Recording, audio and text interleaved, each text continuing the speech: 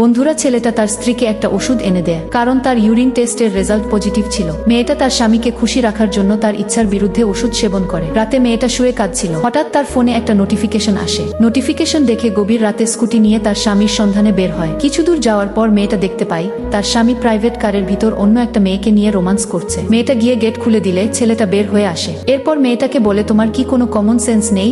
কথা শেষ হতে না হতে মেয়েটা তাকে একটা থাপ্পড় মারে, কিন্তু ছেলেটা উল্টো একটা থাপ্পড় মেরে দেয় তাকে। 5 বছর পরের কথা, ছেলেটা তার গার্লফ্রেন্ডকে নিয়ে ঘুরছিল। তার গার্লফ্রেন্ড তাকে ওই বাচ্চাটাকে দেখিয়ে দেয়। বাচ্চাটা ডাস্টবিনে খাবার খুঁজছিল। অনেক খোঁজাখুঁজির পর একটা পচা রুটি পায় বাচ্চাটা। এই অবস্থা দেখে তারা একটু অবাক হয়। বাচ্চাটা রুটিটা নিয়ে দৌড় দেয় তার মায়ের উদ্দেশ্যে। এরপর ছেলেটা বাসা ফেরার পথে বাচ্চাটাকে দেখে কার থামিয়ে নেমে আসে। তখন বাচ্চাটা ওই পচা রুটি ছিঁড়ে ছিঁড়ে তার মাকে খাওয়াচ্ছিল। ছেলেটা এক পা দুপা করে এগিয়ে যায়, গিয়ে দেখে ওই পাগল মেয়েটাই তার স্ত্রী, আর এই ক্ষুধার্ত বাচ্চাটা তারই সন্তান। বন্ধুরা, ভালোবাসা যদি স্বার্থপর হয় তাহলে সেটাই একদিন অভিশাপ হয়ে ফিরে আসে। ভিডিওটি ভালো লাগলে একটি লাইক দিও আর চ্যানেলটি সাবস্ক্রাইব করতে ভুলো না।